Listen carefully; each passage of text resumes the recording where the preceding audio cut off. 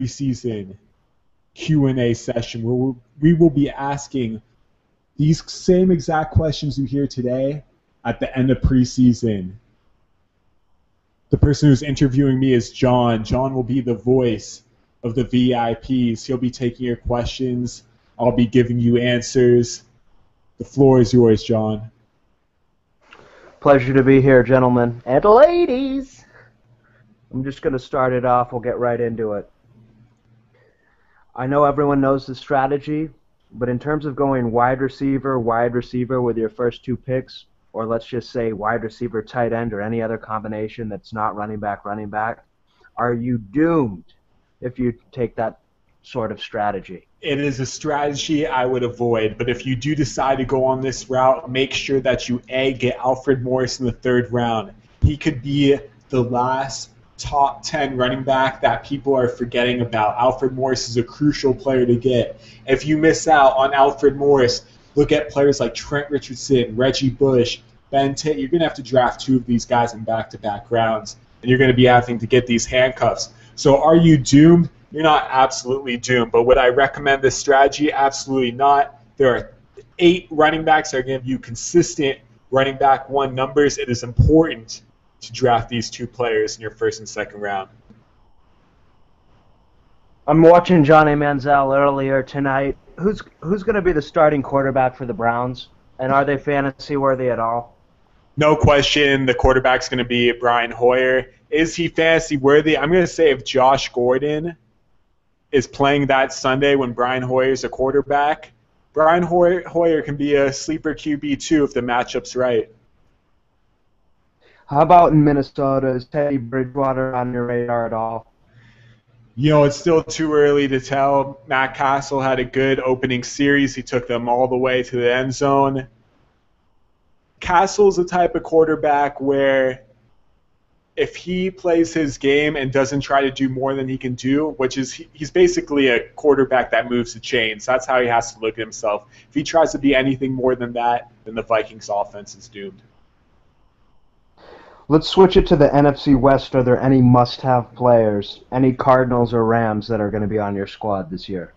You know, if you want to go with a sleeper on the Rams, looking at a receiver like Kenny Britt is a quick way to get some popularity points in your league. Kenny Britt was playing with Jeff Fisher when he was at Tennessee. Fisher is now the coach of the Rams. Sam Bradford desperately needs a number one. He has never had a big-body beast receiver like Kenny Britt. Let's see if he's healthy from all the injuries. That knee keeps getting nicked up. But if he can do his thing, Sam Bradford would love to have him as a featured go-to guy. As far as Arizona Cardinals go, that team is a plethora of players that are going to steal production from each other. Floyd will steal from Fitzgerald. Ellington, I don't trust Ellington in that offense to be productive. The Cardinals are not a run-first team. Ellington will get about 13, 14, 15 carries a game with 4 or 5 receptions. They need to keep him fresh. But if you're talking must-own in the NFC West, look no further than Beast Mode, who, of course, is a first-round top 5 running back, and Percy Harvin. This is the exact same situation that Percy had in Minnesota, a superstar running back behind him. No other star receiver to compete with, but for Percy to have a big season. And as far as the 49ers go, that's running back by committee 100%, and the 49ers strategy is to get the early lead and run the clock out. So Kaepernick is outside of those top 11 QBs, and his other options are too inconsistent to trust. After Calvin Johnson, who's your second and third wide receiver? Second receiver, you have to go with Dez Bryant. Dez Bryant's in the exact same situation that Megatron was in last year, just a beast that Romo has to look to every single way. You know, Terrence Williams is good. Jason Witten will get his dump-off passes, but Terrence Williams is not the type of player you'll be seeing getting 15 targets a week. Tony Romo's going to be throwing the ball 35 times. Dez Bryant's going to be getting a lot of bombs. If he's one-on-one, he'll make the big plays. Number 3 is Demaryius Thomas. No more Eric Decker makes Demaryius Thomas the last big-bodied receiver that can go down the field. Look for Demaryius to have a big season now that he's less competition for those deep balls. Who are some players that are going to bounce back the biggest? I mean, we're talking bounce back because of injuries. The first player you're going to look at is Steven Jackson. Steven Jackson last year, He had nearly 100 total yards in the first game, dropped a game-winning touchdown.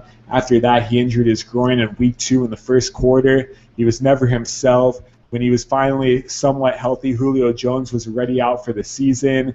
The Falcons' offense was a huge disaster. But, Steven Jackson did save his fantasy owners during the playoffs, scoring 6 touchdowns in the last 4 games. Steven Jackson will bounce back in a big way. And, of course, Arian Foster is a big bounce-back candidate. 1,400 yards he's on pace to rush for before the injuries. He was looking like a beast. No more Ben Tate. We've talked about Arian Foster plenty of times. We all know the situation he's in. This is his big bounce-back beast MVP-type season that we know he can do. And Trent Richardson, you like Trent Richardson to bounce back? I like Trent as well. Trent was a first-round pick last year. I got Trent very high, even higher than Steven Jackson. It's right now, I'm going to say it's about 60-40. He wins this job outright from Ahmad Bradshaw. He did not look too impressive in the first preseason game, so it's too early to give him the full green light that he's going to be the guy. But right now, you can count on him. But if you draft Richardson, make sure that you draft Bradshaw.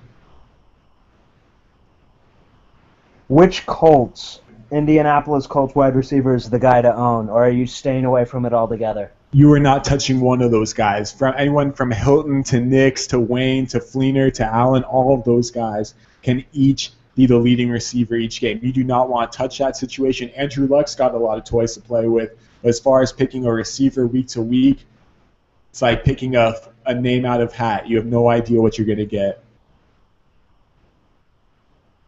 Can Emmanuel Sanders duplicate the role of Eric Decker? I'm going to say to a degree he can. As far as consistency, he cannot. Emmanuel Sanders has more speed than Eric Decker ever will have. He can make a lot of acrobatic catches, but Emmanuel is not the type of possession receiver that Decker possessed, which means that Emmanuel will be running a lot of deep patterns, not necessarily patterns in traffic. Look for Julius Thomas and Wes Welker to really pick up the slack on that, while Demarius tries to get those one-on-one isolations where Peyton Manning can unleash the deep bomb. And your thoughts on Decker and being the number 1 in New York?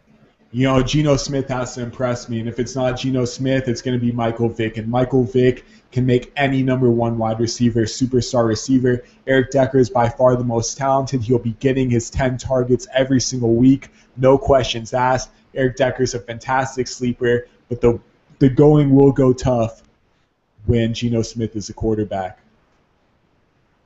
So spinning off of that, who's someone you like more than most, and who's going to benefit the most from changing teams? From changing teams, you're going to have to go with the player that will benefit most is Ben Tate. Ben Tate has always had superstar running back potential with the Texans. If Arian Foster wasn't there, Ben Tate was automatically a top 15 running back. He's put up huge numbers before. Now the job is his in Cleveland. Yes, Terrence West is somewhat of a threat, but Ben Tate is a superstar running back. I would not let the Division III rookie hype get in the way of a proven superstar. Ben Tate is the Booby Miles from Friday Night Lights. He's a big physical running back. He's got speed. Look for him to have a big season. Put Booby in. Let Booby spin. Give him a shot. And the player, you said the player that is going to benefit the least? Yeah. Who do you like going to a team that's not going to produce like they think they are? Offhand, it's a tough situation, but I'm going to have to say Hakeem Nicks. Hakeem Nicks was a year before this in every draft a top 15 receiver. Last year he took a big step back.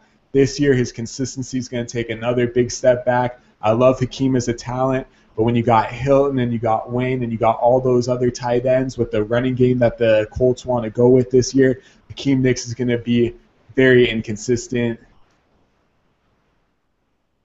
Who do you like for a late-round flyer? Lots of players to throw out at this list. And, of course, you got Jared Boykin, who can easily step into that Eric Decker type of role that he put up in Denver. If you want to look at another player, Kenny Britt, he's got beast potential in that St. Louis offense. We talked about him earlier. Lance Moore, another special talent. He should be very, very productive in the slot receiver with Pittsburgh. almost look at him as the Wes Welker of that offense. Big Ben's going to throw to him a lot. And last, we're looking at Miles Austin. Josh Gordon's going to be suspended at least 8 games. I'm going to go with the entire season if I had to put money on it. Miles Austin right away becomes a top, I'm going to say, a low-end wide receiver 2 week to week once Josh Gordon's gone. Who's going to be helped most by a coaching change? We're going to have to go with the entire Texans offense. I'm talking Fitzpatrick, Arian Foster, Andre Johnson, DeAndre Hopkins. That entire Texans team is going to go from a team that can't move the ball down the field to a team that's consistently in the red zone scoring points. Same goes for the Washington Redskins. Now that they got Gruden as a coach, Gruden's going to philosophize a philosophy, put up a team that's going to be able to go down the field just like the Texans. He's got the 2 talented receivers in Garcon and Deshaun Jackson that can really stretch the field. Jordan Reed will take up all the middle, and Alfred Morris is going to be a beast with all that open space. Spinning off of that, I know you like the Texans schedule. What are some other teams that have the best schedule?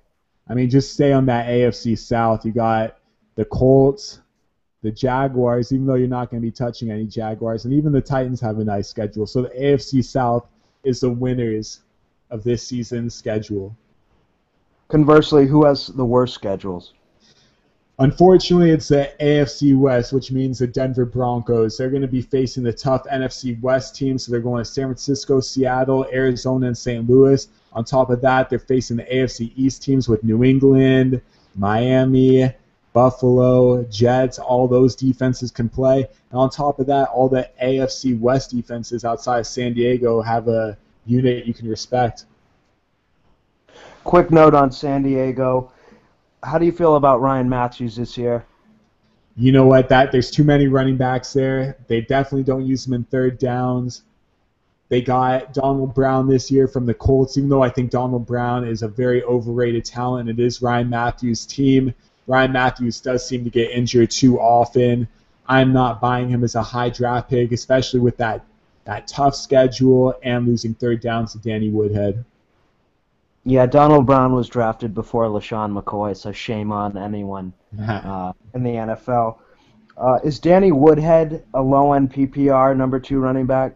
No, if you draft Danny Woodhead as a player that you're considering starting, even if Ryan Matthews is healthy, that officially makes you a PPR whore, which means that you do not care how many touches that player gets in the backfield. As long as he's catching ball, you're good, but that's not the right way to go about running back, because running back is all about those goal line touchdowns. And if you don't think that running back can get that touchdown or get those receptions, look at Trent Richardson. He's getting 3 to 4 catches a game easy. It just all takes is a little swing pass, and they're exactly like a PPR running back like Vereen or Sproles.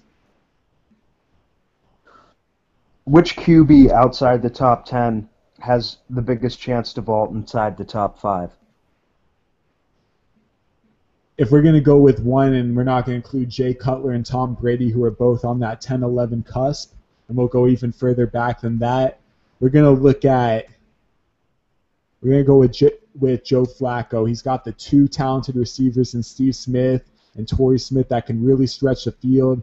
He's got Dennis Pitta and Owen Daniels at tight end. This is Joe Flacco's season where he finally has a toy, because once they took away Anquan Bolden from him, he really struggled to find that secondary receiver. Steve Smith could actually turn into the number 1, and he as well makes a great sleeper receiver. I was going to ask about Steve Smith. I feel really good about their offense moving forward. They brought Kubiak over. They brought Owen Daniels with them. So I look for them to maybe change things radically. Their defense isn't what it used to be. I think that's a great call in Flacco, and it's going to surprise a lot of people. He'll prove to be a really good backup that you can take past the 10th round in all of your leagues. Which rookie wide receiver will have the biggest year? You got to go with Mike Evans. Mike Evans is in a very nice situation in Tampa Bay. He's exactly Vincent Jackson's clone, so you can expect him to get deep balls. I've been hearing rumors that his hands are made of glue and he's not dropping a thing that's being thrown his way. Yeah, well, we saw him make Johnny Manziel, the first-round talent that he is. I expect big things. Tampa Bay with Lovie Smith there. It's like Vincent Jackson and Mike Evans on opposite sides of the field. Looks pretty nice on paper. We'll see what they can do. Eagles offense is Jeremy Maclin in number one. Jeremy Maclin's the guy. He's got to be the guy. He has so much talent, and Nick Foles has to learn to make it work with him. We'll see. Right now I'm hearing a lot of buzz on Matthews, taking over that camp. But when it's all said and done, Jeremy Maclin's a star. And if Nick Foles doesn't count on him as a number one, then Nick Foles will fall out of the top 12. So quickly, back to rookies. What about running backs? Who do you think has the biggest year? I'm going to go with the sleeper dark horse, and that dark horse is Kadeem Carey. Matt Forte, a player that I've been talking about for years about his weak ankles. One ankle injury to Matt Forte, Kadeem Carey steps up. He's automatically a top 15 running back. And, the Bears want to conserve Matt Forte. They know it's a long season, so look for Kadeem Carey to get into the mix right away. This guy's game-changer speed. He can catch the ball. He can block. He's going to do it all for the Bears. I like it. I think he was NFL ready last year. He chose to stay another year at Arizona. He balled out. He's arguably been the best running back in college football the past 2 years. If you take Matt Forte, you must ensure your policy. You must. So let's go back to how important it is to have two great, solid running backs and then also two great, solid quarterbacks. With the running back position, if you can get two running backs that score 25 points each, that's going to give you a huge edge because when your opponent is going with a running back like Toby Gerhart as their number two, and Toby gets one of those weeks where he gets 6 or 7 points, but you got a nice 21 points from Marshawn Lynch, who's been falling in the second round. Even I saw a few drafts where Arian Foster is now starting to fall in the second round because people are overreacting to him sitting out practices. Arian Foster is going to be touching the ball 350 to 400 times. If he doesn't want to, take some hits in early August, the Texans want to conserve that body as much as possible. And when you could draft two beast running backs, it's important to get both those handcuffs. No matter who your top running back is, LaShawn McCoy or grabbing Sproles, if you're drafting Arian Foster, you must draft Andre Brown because Andre Brown can easily be a top 15 when he steps onto the field. Just like all these other, like Kadeem Carey, they just step up and right away they're high-end running back twos. And then with quarterback, let's say you draft even Peyton Manning as your QB, you need to draft a strong backup quarterback because if anything happens to Peyton Manning, you need to be able to have that QB right there that's going to throw for 300 yards and 3 touchdowns. If you can get Jay Cutler or even Tom Brady or Tony Romo, these are guys who are falling to 10, 11, and QB drafts, even 12, because people are taking Cam Newton high. Do not take Cam Newton. Cam Newton has nobody to throw to. He's going to be having to carry that team on his shoulders. And last thing I want to add to that is when you have those two QBs, if it's late in your draft, you feel like there's no talent left, but you still have some roster spaces open, grab that Joe Flacco, grab that Josh McCown. Just grab that late QB3. You never know what's going to happen. This is a fast, hard-hitting NFL game. Yeah, I love that idea. That's a great notion.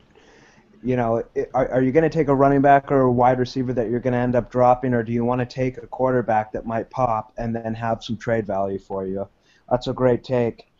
Who's the last player you take in all of your drafts? You're going to see Lance Moore or Kenny Britt or Miles Austin.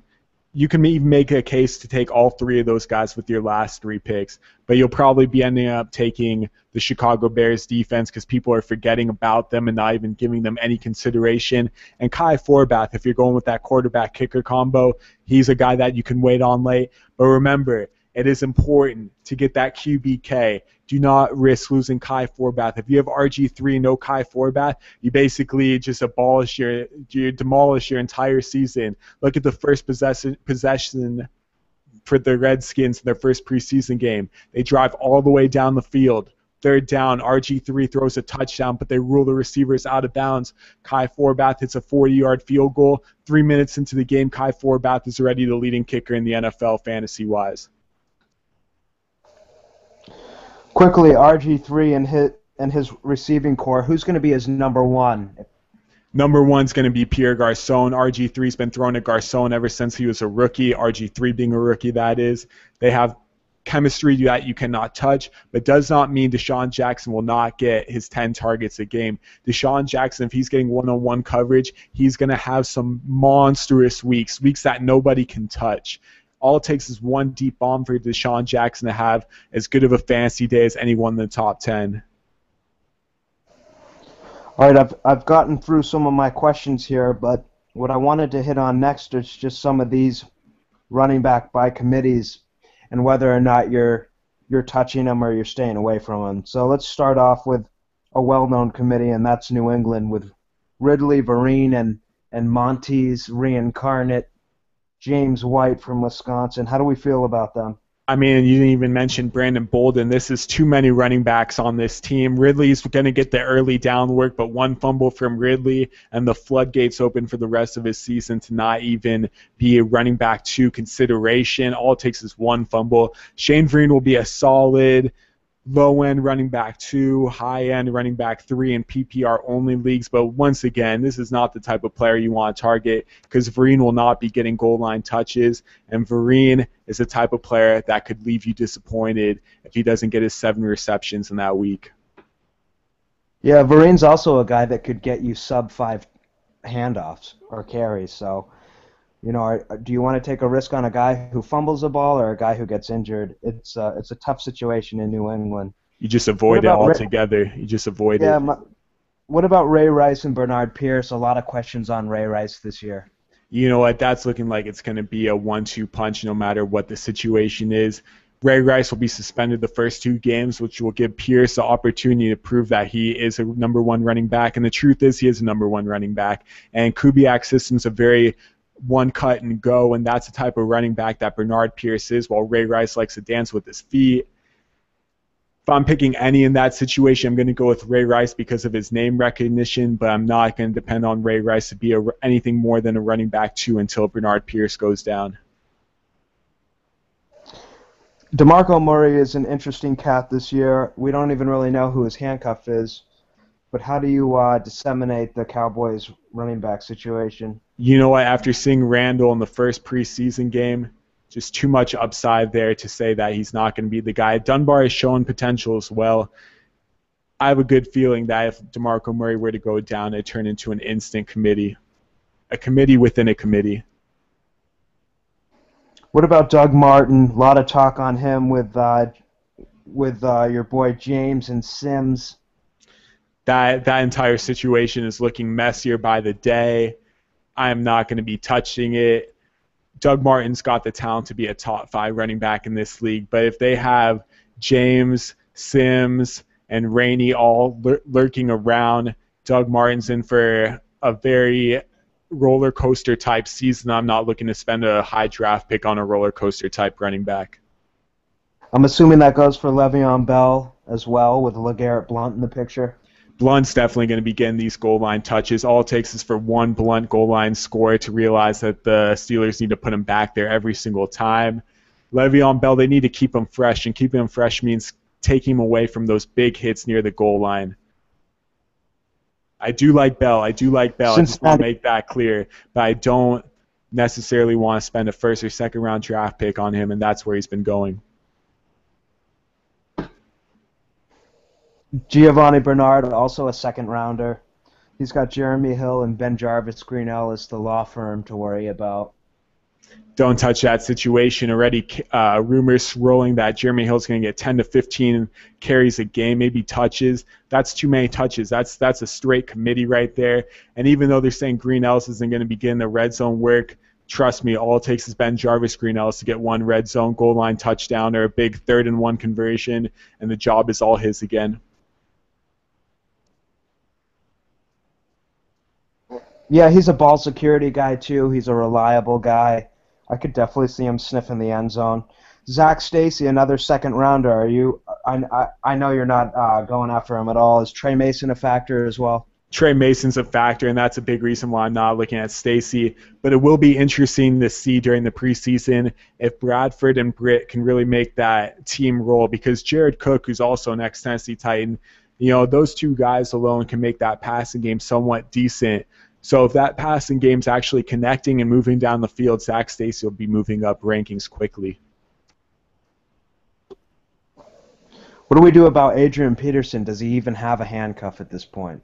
I mean, you got Asiata, who can easily come in there and get those touchdowns, but he's more of a low-end running back 2, high-end running back 3. If AP were to miss a week, it's all Adrian Peterson there. You have to draft a handcuff no matter what, but you don't want to have to depend on that situation. Unlike if Arian Foster were to miss a week, Andre Brown, you're going to be getting top-notch production. So AP is one of the few guys that really doesn't have a handcuff that you're looking for. Well, he does have Asiata that you got to draft because he does find his touchdowns when he gets his starts, and that's all you can ask for when you're scrambling for a running back. So if you're an AP owner, your last pick is Asiata. There you go. New York Giants, we know Coughlin likes to roll with a two-headed monster. Does he have it in Rashad Jennings and Andre Williams? You know what? That whole situation you're just going to want to avoid. You need to see the Giants come back an entire season before you start thinking about drafting any Giant outside of Victor Cruz. The fact that they kept Tom Coughlin, despite how bad of a season that was, you just can't do that. The energy is already too negative, and you didn't mix it up enough. So I'm avoiding the entire Giants team except for Victor Cruz this season. Tennessee Titans, Bishop Sankey, they got Sean Green, and I'm curious if they use Dexter McCluster more than a special teams guy and maybe put him at tailback. Your thoughts on Tennessee? It's going to be the Sean Green show. Green used to be a low-end running back 2 drafted in the 3rd round when he was on the Jets. No more CJ2K. Sean Green's the type of running back that they can hand the ball off to 20 times a game. He'll get a safe 80 yards. He'll definitely be the goal line guy. Sean Green's the one guy I'm targeting in that group. I will get Bishop as a backup handcuff if I have to. Even though Bishop does go early, Sean Green is a player that you can get late if you need to struggle for those running backs to find some starters if you go with that receiver draft strategy. How do we feel about the Detroit situation with Reggie and Jorik Bell? If you have Reggie Bush, just be prepared to have a lot of touchdowns vultured. Jacques Bell is definitely going to be the goal line guy. The last thing the Lions want to see is their star running back, Reggie Bush, get hurt. And, Jacques also going to be getting carries on 2nd down, on 1st down. It's going to be a straight committee in that situation. I'm avoiding it. But to tell you the truth, if you do miss all those running backs early, you have to take Reggie Bush and use him as an every week running back number 2. And then you have to take another high draft pick on Jacques Bell. Yeah, I like Reggie. Even since his days in Miami, he made something out of nothing. He's always got that potential to make a play pop out of nowhere or catch a ball and take it 60 yards. Reggie's a good pick, and Bell would be a running back 1 if it weren't for him. Toby Gerhart, I know you're not really feeling him this year. Is there anything? Does he even need to be handcuffed to Todman, or obviously we're all staying away from him? Well, I mean, Todman's a player that you can grab in the later rounds, too, if you're looking for that running back that could potentially have a job later on.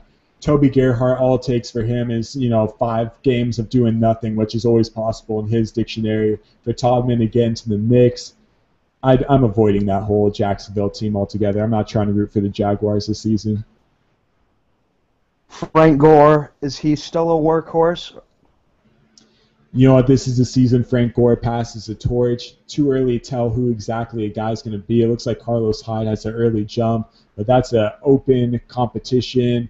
Running back could change from week to week, but if you're drafting one going into week 1, as of right now, Carlos Hyde is that guy. I love it. C.J. Spiller.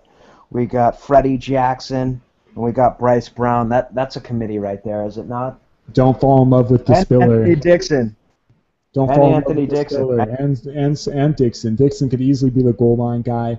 The Bills want to conserve C.J. Spiller. He's not a big guy. He takes a lot of big hits. He always seems to go down. Fred Jackson, he is the face of the Buffalo Bills offense, franchise-wise, of this generation of Bills. Fred Jackson will be getting his touches. That guy's a man. And then Bryce Brown, I mean, he had those 2 weeks when McCoy went down, which made Bryce Brown legendary status. 4 touchdowns, like 300 and 350 yards in 2 weeks. Like, that guy was on something for those 2 games. So I'm staying away from that entire Bills running back situation.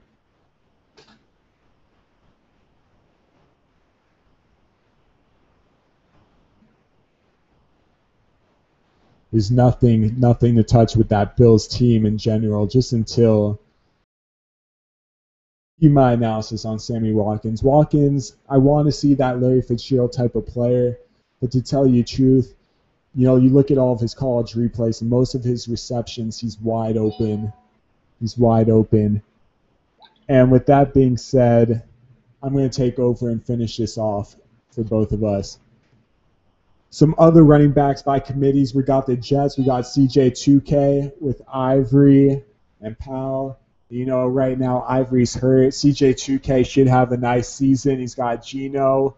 But most importantly, if he has Vic and Mike and CJ2K, that combination 4 years ago was top-notch, top quality.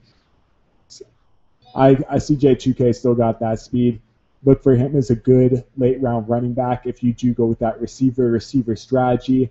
Lamar Miller and Moreno, that's a situation that I do not want to touch. I don't like the Miami offense. Lamar Miller, he is supposed to be a lot better this year, but the Dolphins not pay that money for Knowshon Moreno to sit on the bench. That's a straight committee. Let's talk about the growth of some receivers. Let's talk about Mike Wallace. Is he ready to have that big type of season? Mike Wallace is really just a sideline streak type of receiver. Brian Hartline's the number 1 guy on that team. I do like Mike Wallace, and when the matchup's right, he's going to be a great player to start. But as far as spending a high draft pick on him, I'd look the other way. You got Cord Patterson in Minnesota. You know, as long as Matt Castle's a QB, there's not too much upside in Patterson. He's got too many players to compete with as well. Greg Jennings is in 1. Kyle Rudolph is there. And that's a run first, run second, run third team. So skip Cord. Next, we got the tight end Dennis Pitta for Baltimore. Do not draft Pitta this season. Unfortunately, with Owen Daniels in town, there is no way that Dennis Pitta is going to get that consistent tight end 1 production. Receivers, you got Julio Jones, Roddy White. They should both benefit from no more Tony Gonzalez. Look for those 2 guys to have big seasons, especially bounce-back seasons considering what happened to both of them last year. Both got injured. Roddy White was playing less than 100%. Julio Jones was just out and done. Hakeem Nicks, talked about Nicks earlier. We don't like the whole transition going to the Colts. Too many weapons to compete with. The consistency will not be there. Emmanuel Sanders, we talked about him with Eric Decker being the replacement. He's not going to be as consistent as Decker, but there will be weeks. Steve Smith on Baltimore, look for him to potentially be the wide receiver 1 on that team. Another great pick, late pick. Michael Vick, gotta love what Vick can bring to the table if the Jets give him the job. Michael Vick can only do things that pretty much no QB in this league can do. Maybe RG3 can do. Vick's got skill. He's not done yet. Look for him very late. Could be your last round pick. He will get starts this week, and all it takes one good start from him to win that job. Dwayne Bowe, you know, as long as Alex Smith is his QB, you're just going to want to avoid that situation altogether. Dwayne Bowe is a very talented receiver, but Alex Smith cannot get him the ball, and with that, you just don't want to mess with it. Michael Crabtree, don't want to touch that situation as well. Like we were talking about earlier, 49ers, once they take the lead, they decide to just run the ball, and Crabtree's already competing with Anquan Bolden, Stevie Johnson, and Vernon Davis for targets. And that brings us to Colin Kaepernick, who I'm going to say you're going to want to avoid as well for just the reason of the 49ers philosophy. And the 49ers philosophy is to take the lead and just run the clock out. So once Kaepernick does that, you may not get any passing numbers in the second half from him. That's not what you want to hear from your QB. Some receivers, Terrence Williams, look for him to have a very solid low-end wide receiver 2 high-end wide receiver 3 season. Tony Romo will depend on him more than he's been depended on in his career. He is the clear-cut number 2, and if defenses start to double-team Dez Bryant, Terrence Williams will have some very nice weeks. Golden Tate, very similar situation with Mike Megatron on one side. If teams decide to double or triple Megatron, look for Golden Tate to break out and have those big weeks that he only had ever so often when he had Russell Wilson as QB. Let's just knock on a few running back by committee situations. The Oakland one, Maurice Jones-Drew and Darren McFadden. MJD's got the early edge in the competition. Darren McFadden will not go down silently. This looks to be a full-blown committee. They want to keep both these running backs healthy all season on an improved Raiders squad. Next, we got D'Angelo Williams, Jay Stu, and Tolbert. Avoid this situation as well. Jonathan Stewart and D'Angelo Williams will be splitting a lot of touches all season long. Tolbert will be playing third down and goal line carries. On top of that, Cam Newton will steal a lot of rushing production. Just avoid that entire situation. And then you got the Saints committee with Pierre Thomas, Ingram, Kyrie Robinson. That's going to be a lot of Ingram and Kyrie Robinson getting the carries while Pierre Thomas plays that Darren Sproles type of role. Saints offense will always be potent. Look for all those players to have impactful fantasy football seasons. With that, we'll be doing more Q&A sessions every day. Not every day. 2 times a week on Montredamus.net. We're going to be going with webinar, which we'll be calling Beastinar. Check out the emails that come your way from the listserv. Beast.